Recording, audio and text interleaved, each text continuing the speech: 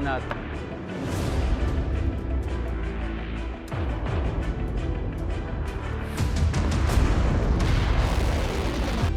মধ্যপ্রাচ্যের আকাশে এখন যেন নিঃশ্বাস নিলেও বিস্ফোরণের শব্দ শোনা যায়। ইরান আর যুক্তরাষ্ট্রের মধ্যে টান টান উত্তেজনা এমন এক পর্যায়ে পৌঁছেছে যেখানে ছোট্ট একটি ভুল সিদ্ধান্ত পুরো অঞ্চলকে আগুনে ঠেলে দিতে পারে। পারস্য উপসাগর থেকে লেভান্ত, ইয়েমেন থেকে ইরাক, সব জায়গাতেই সামরিক সতর্কতা বাড়ছে। ঠিক এই মুহূর্তেই সামনে এসেছে একের পর এক বিস্ফোরক খবর। একদিকে ইরান ভয়ঙ্কর ড্রোন সক্ষমতার দাবি, অন্যদিকে ট্রাম্প প্রশাসনের অস্পষ্ট যুদ্ধ লক্ষ্য, আর তার মাঝখানে ওমানের মাস্কাটে চলা সংবেদনশীল কূটনৈতিক আলোচনা। পশ্চিমা গণমাধ্যমের একাধিক রিপোর্ট বলছে, মার্কিন প্রেসিডেন্ট ডোনাল্ড ট্রাম্প ইরানের বিরুদ্ধে সম্ভাব্য সামরিক অভিযানের ক্ষেত্রে এখনও কোনো পরিষ্কার লক্ষ্য ঠিক করতে পারেননি। এনবিসি নিউজের প্রতিবেদনে যুক্তরাষ্ট্রের বর্তমান ও সাবেক কর্মকর্তাদের উদ্ধৃত করে বলা হয়েছে, ট্রাম্প প্রশাসনের ভেতরে এই প্রশ্নে কোনো ঐক্যমত্য নেই। ইরানের উপর আক্রমণ হলে যুক্তরাষ্ট্র আসলে কি অর্জন করতে চায়? শুধু শক্তি প্রদর্শন, নাকি রেজিম চেঞ্জ, নাকি আবারও সীমিত হামলা করে পরিস্থিতি নিয়ন্ত্রণে রাখার চেষ্টা? রিপোর্টে বলা হয়েছে, ট্রাম্প প্রকাশ্যে ইরানের সরকার পরিবর্তনের সম্ভাবনা উড়িয়ে দেননি, কিন্তু বাস্তবে কোনো সামরিক অভিযানের পর যুক্তরাষ্ট্র কী করবে সে বিষয়ে কোনো স্পষ্ট রোডম্যাপ নেই। একাধিক মার্কিন কর্মকর্তা জানিয়েছেন, প্রেসিডেন্ট চাইছেন যদি কোনো হামলা হয় সেটা যেন হয় দ্রুত এবং চূড়ান্ত। কিন্তু সমস্যা হলো, ইরানের মতো রাষ্ট্রের বিরুদ্ধে এমন দ্রুত ও চূড়ান্ত আঘাত বাস্তবে খুব কম ক্ষেত্রেই সীমিত থাকে।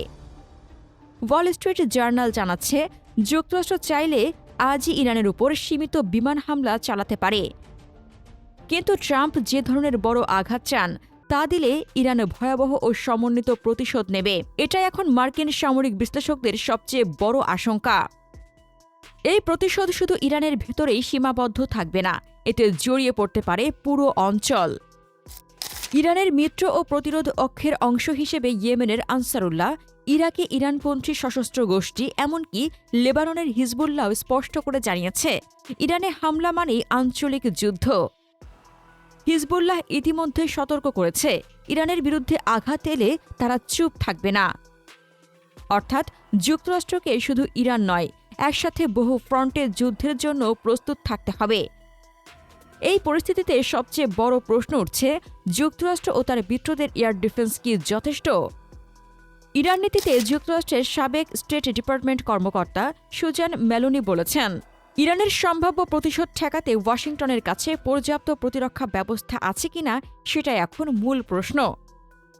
কারণ আগের সংঘাতে দেখা গেছে, যুক্তরাষ্ট্র ও ইসরায়েল দুপক্ষই খুব অল্প সময়ের মধ্যেই বিপুল পরিমাণ ইন্টারসেপ্টর মিসাইল খরচ করে ফেলেছে।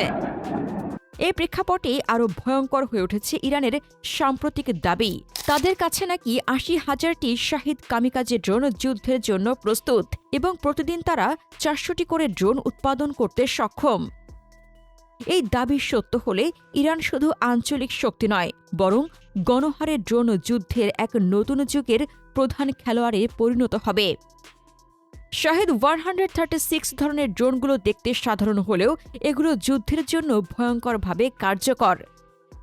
তুলনামূলকভাবে এই সস্তা ড্রোনগুলো দিয়ে একসাথে শত শত কিংবা হাজার হাজার আক্রমণ চালানো যায়।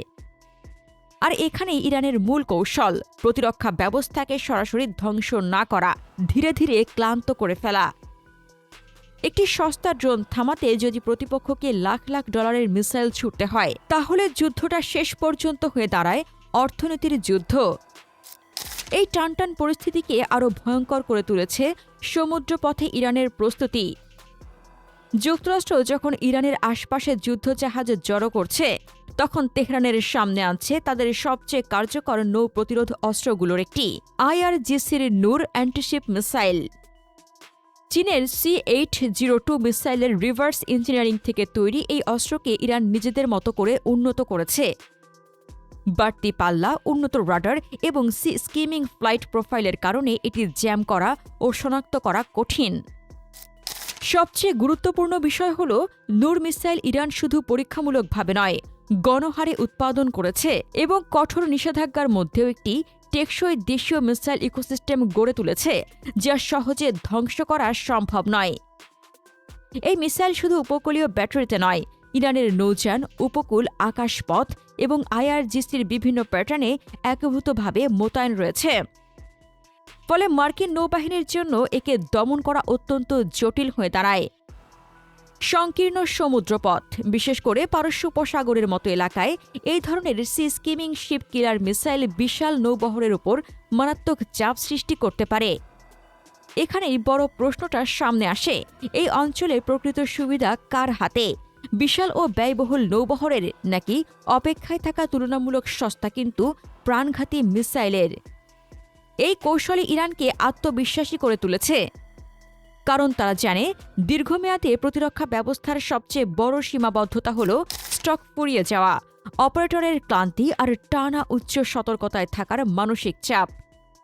ইরান যদি সত্যিই এমন স্কেলে ড্রোন উৎপাদন ও ব্যবহার করতে পারে, তাহলে যুদ্ধ কয়েক ঘণ্টার নয়, বরং সপ্তাহের পর সপ্তাহে চলা এক ক্লান্তিকর সংঘাতে রূপ নিতে পারে। এইসব উত্তেজনার মাঝে ওমানের মাস্কাটে শুরু হয়েছে ইরান ও যুক্তরাষ্ট্রের পরোক্ষ আলোচনা। এই বৈঠককে ওমান পররাষ্ট্রমন্ত্রী বদর বিন হামাদ আল বুসাইদি খুব সিরিয়াস বলে আখ্যা দিয়েছেন। তিনি বলেন, দুই পক্ষই নিজেদের অবস্থান পরিষ্কারভাবে তুলে ধরেছে এবং অগ্রগতির সম্ভাব্য জায়গাগুলো চিহ্নিত করা গেছে। ইরানের পররাষ্ট্রমন্ত্রী আব্বাস আরাকচি আলোচনাকে খুবই ইতিবাচক পরিবেশে অনুষ্ঠিত হয়েছে বলে মন্তব্য করেন। তিনি জানান, উভয় পক্ষই খোলাখুলি মতামত দিতে পেরেছে এবং তিনি মার্কিন পক্ষকে স্পষ্ট করে বলেছেন, এই আলোচনা হুমকি ও উত্তেজনা ছাড়া শান্ত পরিবেশে চলতে হবে। কিন্তু একই দিনে যুক্তরাষ্ট্রের ইরানের তথাকথিত শ্যাডো ফ্লিট বা তেল পরিবহনকারী গোপন ট্যাঙ্কার নেটওয়ার্কের বিরুদ্ধে নতুন নিষেধাজ্ঞা ঘোষণা করেছে। এই পদক্ষেপে দেখিয়ে দেয়, আলোচনার টেবিলের একপাশে কূটনীতি চললেও অন্য পাশে চাপ ও হুমকির নীতি থামেনি। একজন মার্কিন কর্মকর্তা এক্সিওসকে জানিয়েছেন, আগামী কয়েকদিনের মধ্যে দ্বিতীয় দফা আলোচনা হতে পারে।